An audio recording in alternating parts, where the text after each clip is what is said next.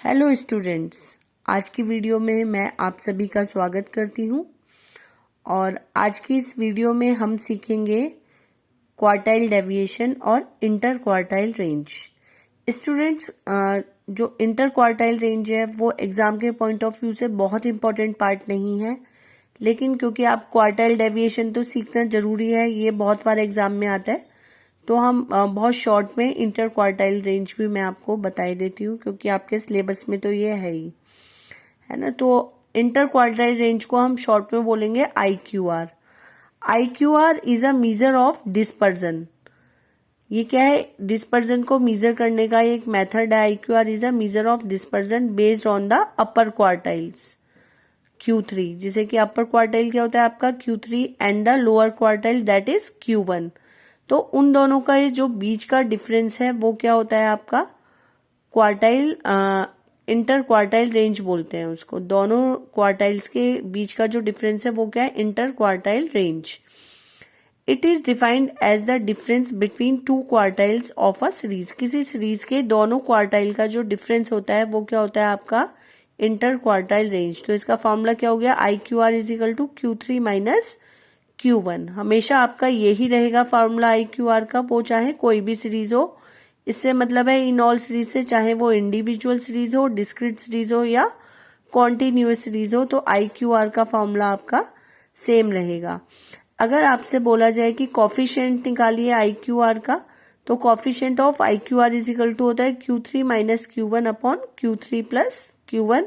हमेशा आपको ध्यान रखना है वो किसी भी चीज का कॉफिशिएंट हो, हमेशा 1 से कम होगा, 1 से हमेशा कम होगा, पॉइंट में आएगा हमेशा आंसर। अगर नहीं आ रहा है तो समझो आपने कहीं पे कोई मिस्टेक कर दिया। देखिए, अब मेन टॉपिक जो है आपका वो है, अगर आपको Q1 और Q3 निकालना आता है तो आप आराम से निकाल सकते हैं ना इंटर क्वार्टाइल रेंज। देन अगर हम क्वार्टाइल डेविएशन की बात करें तो क्वार्टाइल डेविएशन को भी हम बहुत इजी वे में निकाल सकते हैं, क्योंकि अगर क्वार्टाइल डेविएशन में अगर आपको, जिन बच्चों को क्वार्टाइल निकालना आता है वो आराम से क्वार्टाइल डेविएशन या इंटर क्वार्टाइल रेंज को कैलकुलेट कर सकते हैं। देखिए, quartile deviation is a measure of dispersion. Dispersion को कैलकुलेट करने का एक मेथड है based on the Q1 and Q3। Q1 और Q3 के ऊपर ये बेस होता है। It represent the average difference between two quartiles. जो दो आपके क्वार्टाइल्स हैं उनका जो एवरेज डिफरेंस है वो क्या होता है आपका क्वार्टाइल डेविएशन कहलाता है। तो इसका फॉर्मूला क्या हो गया? QD is equal to Q3 minus Q1 upon 2। तो आपको पहले अपने क्वेश्चन में, किसी भी सीरीज का क्वेश्चन हो, इंडिविजुअल, डिस्क्रीट या कॉन्टिन्यूअस, आपको अपने क्वेश्चन का Q1 और Q3 निकालना है। उसके बाद में आपको ये फॉर्मूला लगाना होगा। जिन बच्चों को Q1 Q3 नहीं आता है उनके लिए मैंने अपनी प्रीवियस वीडियो बनाई हुई है। बाकी आपको जिनको थोड़ा बहुत आता है उनका रिवीजन यहाँ पे भी हो जाएगा, क्योंकि मैं एग्जाम्पल के थ्रू आपको एक एक क्वेश्चन समझाऊंगी। उसमें Q1 Q3 निकालेंगे, फिर QD निकालेंगे। तो इसी को कंटिन्यू करते हैं आगे। देखिए, अगर आपसे बोला जाए कि कॉफिशिएंट ऑफ क्वार्टाइल डेविएशन, तो उसका फॉर्मूला होता है Q3 minus Q1 upon Q3 plus Q। ठीक है। और यहाँ पे देखिए, in all types of series, individual, discrete and continuous, we have to find out the value of quartiles. हमें किसी भी सीरीज के क्वेश्चन के लिए, चाहे वो इंडिविजुअल सीरीज हो, डिस्क्रीट सीरीज हो या कॉन्टिन्यूअस सीरीज हो, अगर आपको क्वार्टाइल डेविएशन निकालने के लिए बोला जाएगा तो आपको सबसे पहले क्वार्टाइल्स ही निकालने होंगे, जो कि मैंने ऑलरेडी आपको बता चुके हैं प्रीवियस वीडियोज में। चलिए, अब हम क्वार्टाइल डेविएशन को एक एक करके तीनों सीरीज में सीखने की कोशिश करते हैं। यहाँ पे बोला है आपको क्वार्टाइल डेविएशन इन इंडिविजुअल सीरीज। ठीक है, यहाँ पे एक एग्जाम्पल आपके सामने शो हो रहा है। From the following data calculate quartile deviation and the coefficient of quartile deviation, है ना। तो ये क्वेश्चन लिखा हुआ है। तो देखिए, सब आपको थोड़ा थोड़ा याद आ रहा होगा कि जब हम क्वार्टाइल डेविएशन या मीडियन निकालते हैं तो सबसे पहले हमें अपने डेटा को अरेंज करना होता है, किसमें? असेंडिंग ऑर्डर में। तो आपने इस अपने डेटा को, जो आपको क्वेश्चन दिया हुआ था, आपने उसको असेंडिंग ऑर्डर में अरेंज कर दिया। उसके बाद में आपने Q1 के लिए निकाला। आपका फॉर्मूला होता है Q1 is equal to size of n+1 upon 4th item, क्योंकि क्वार्टाइल निकाल रहे हैं आपकी इंडिविजुअल सीरीज है तो +1 होगा, है ना, n+1/4।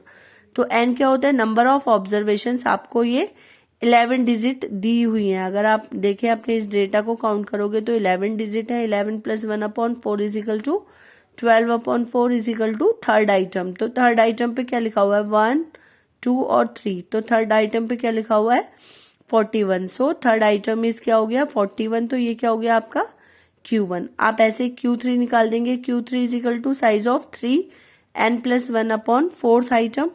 तो 3 n+1/4 आइटम आप इसको सॉल्व करोगे तो 9th आइटम। आप 9th आइटम पे यहाँ पे काउंट करोगे ऐसे 1 2 3 4 5 6 7 8 9। तो 9 नंबर पे क्या लिखा हुआ है, 41। सो 9th आइटम इज 49। तो ये क्या हो गया आपका Q3 हो गया। अब देखिए, अगर आपके क्वेश्चन में आपसे बोला है कि इंटर क्वार्टाइल रेंज निकालिए, तो इंटर क्वार्टाइल रेंज का क्या फॉर्मूला होता है, Q3 - Q1।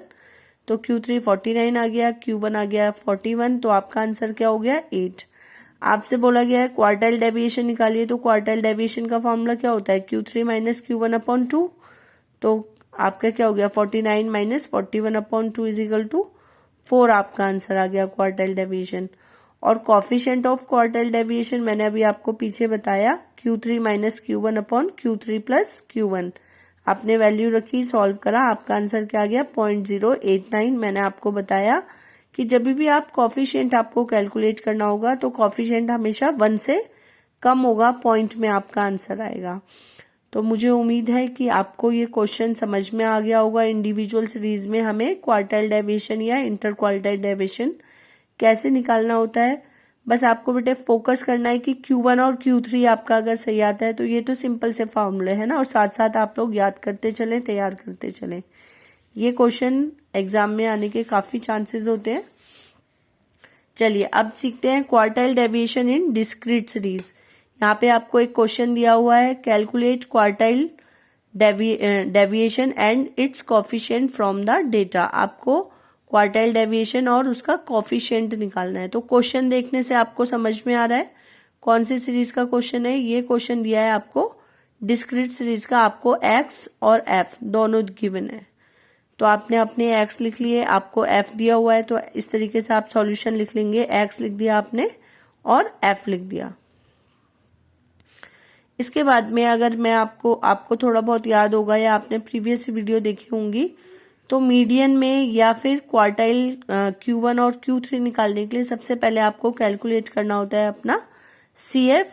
तो आपको CF निकालना सबको आता होगा होपफुली। एक बार नहीं आता है तो मैं आपको बता देती हूँ। पहला वाला सेम रहेगा, 15 था तो 15, देन जिगजैग करके आप प्लस करते चलोगे, 15 and 20 35 35 32 हो गया, 67 67 और 35 102, देन 102 + 33 135 + 22 157। ऐसे आप इसको जिगजैग वे में टोटल करेंगे। देन लास्ट वाली जो आपकी CF होती है वो F के बराबर होना चाहिए। जैसे आपने F का टोटल किया 199 और लास्ट वाला CF भी आपका क्या है, 199। सेकेंड पॉइंट स्टूडेंट्स की discrete series and continuous series में n = क्या होता है आपका, टोटल ऑफ फ्रीक्वेंसी होता है, यहाँ पे आपको ध्यान रखना है। और इंडिविजुअल सीरीज में होता है आपका नंबर ऑफ ऑब्जर्वेशंस। तो स्टूडेंट सबसे पहले Q1 निकालेंगे, तो Q1 = क्या होगा, size of n+1/4 item. Formula वही आपका इंडिविजुअल सीरीज का है। डिफरेंस यहाँ पे है कि यहाँ पे n = क्या हो जाएगा, टोटल ऑफ फ्रीक्वेंसी। तो 199 + 1/4 = 50th आइटम। तो आपको बेटे CF में देखना होगा कि 50 सबसे पहले किस में आया, तो उसके सामने वाला जो होता है वो क्या होगा आपका Q1 हो जाएगा। तो यहाँ 67 में सबसे पहले आएगा 50, क्योंकि 35 में तो आता नहीं है। सबसे पहले कहाँ है, 67। तो इसके सामने वाला x कितना है, 137। तो this Q1 number lies in CF 67। दस Q1 = कितना हो गया आपका, 137। सेम ऐसे ही हम Q3 निकाल देंगे, size of 3n + 1/4 item. 3n हो गया आपका 199 + 1/4, मतलब आपका ये हो गया 3 × 50 = 150th आइटम। फिर से आप CF में देखेंगे कि 150 सबसे पहले किस में आया, तो 157 में आया है। तो इसके सामने वाला जो है वो क्या हो गया आपका Q3 हो गया। तो Q3 कितना हो गया, 140। तो ये आपका Q3 हो गया 140। देन आपने अपना क्वार्टाइल डेविएशन सिंपल लगा दिया, फॉर्मूला होता है Q3 माइनस Q1/2, तो Q3 आपका 140 आया, Q1 आपका आया था 137/2, तो आपका QD कितना आ गया 1.5। अगर आपसे बोला जाए कॉफिशिएंट ऑफ क्वार्टाइल डेविएशन निकालिए, तो आपका क्या हो जाएगा Q3 minus Q1/Q3 plus Q1, value आपने रखी तो 3/277, तो 0.010 आपका क्या हो गया C ऑफ QD आ गया। तो मुझे लग रहा है कि आपको आराम से समझ में आ रहा होगा, बहुत ज़्यादा टफ नहीं है, बस आपको थोड़ा सा अपना माइंड तैयार रखना है। प्रैक्टिस करने से आप बहुत अच्छे से कर पाएंगे वहाँ पे एग्जाम में, है ना स्टूडेंट्स। चलिए अब हम ये क्वार्टाइल डेविएशन इन कॉन्टिन्यूअस सीरीज भी देखे लेते हैं। यहाँ पे आपको एक क्वेश्चन यहाँ पे दिया गया है, क्वेश्चन देखने से आपको समझ में आ रहा है, पहला क्वेश्चन माइंड में यही आना चाहिए कि कौन सी सीरीज का क्वेश्चन है। तो ये क्वेश्चन देखने से क्लियर है कि हमारा कॉन्टिन्यूअस सीरीज का क्वेश्चन है, क्योंकि आपको इनकम जो है ग्रुप्स में दिया हुआ है। देन आपने अपने पर्सन जो है आपको F दिया हुआ है 5, 10, ये क्वेश्चन देख के आपको क्लियर हो गया कॉन्टिन्यूअस सीरीज का। स्टूडेंट्स कभी कभी क्वेश्चन में एग्जामिनर क्या करता है कि आपको CF दे देता है, तो आपको ये चीज भी ध्यान देनी पड़ेगी एग्जाम में कि आपको F दिया हुआ है या CF दिया हुआ है। अगर आप इस क्वेश्चन को देखते हैं तो यहाँ पे तो F ही दिया हुआ है, क्योंकि आपकी फ्रीक्वेंसी पहले बढ़ रही है, लगभग सेंटर में हाईएस्ट हो गई, देन डिक्रीज हो रही है, तो F था। हमने F से क्या करा, CF निकाला, सेम वैसे निकालेंगे जैसे अभी हमने प्रीवियस क्वेश्चन में निकाला। पहले वाला सेम 5, तो 5 और 10 कितना हो गया 15, प्लस 18 42, प्लस 30 72, प्लस 20 92, प्लस 18 110। हमेशा F का भी टोटल करके देखना है, सेम आना चाहिए आपका F का टोटल और CF लास्ट वाली 110, दोनों सेम है। देन सेम प्रोसीजर रहेगा, यहाँ पे एक छोटा सा चेंज होता है, Q1 में से +1 को हम हटा देते हैं कॉन्टिन्यूअस सीरीज में। तो साइज ऑफ n/4 आइटम, तो ये आपका हो गया 27.5 आइटम। तो 27.5 सबसे पहले किस में आया, 42 में आया है, तो आपका यहाँ पे ग्रुप निकल के आएगा। देखिए डिस्क्रीट सीरीज में तो डायरेक्ट आंसर आ गया था, लेकिन कॉन्टिन्यूअस सीरीज में आपके पास में ग्रुप आएगा, तो उस ग्रुप के आने के बाद आपको एक फॉर्मूला और लगाना होगा। ये वो ही फॉर्मूला है जो मीडियन में लगता है। यहाँ पे बस एक छोटा सा चेंज है, Q1 = L1 + I/F। यहाँ पे Q1 - C हो जाएगा, वहां पे होता है M - C, यहाँ पे हो जाएगा Q1 - C। देन आपने वैल्यूज रख दी। L1 क्या हो गया आपका ग्रुप का लोअर वैल्यू 200, I क्या है इस ग्रुप का डिफरेंस 200 और 300 के बीच का डिफरेंस कितना है 100। F होता है उसके सामने वाली फ्रीक्वेंसी, तो 200 और 300 के सामने फ्रीक्वेंसी कितनी है 18। देन Q1 अभी हमने यहाँ निकाला ही था 27.5, और C क्या होता है उसके सामने के ऊपर वाला CF, तो सामने के ऊपर वाला CF कितना है 15, तो 15। इसको आप सॉल्व कर लेंगे। स्टूडेंट्स हमेशा ध्यान रखना है कि ये आगे वाला 200 को नहीं छेड़ना होता है, पहले पीछे वाले को सॉल्व करेंगे, और उसके बाद में आपका जो आंसर आ गया ये हो गया 269.44, ये आ गया आपका Q1। देन सेम आप Q3 को कैलकुलेट करेंगे, Q3 = size of 3 n/4 item, ये आपका आ गया 82.5।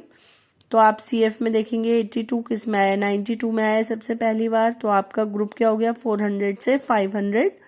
देन आप अपना फॉर्मूला लगाएंगे, Q3 = L1 + I/F, Q3 - C।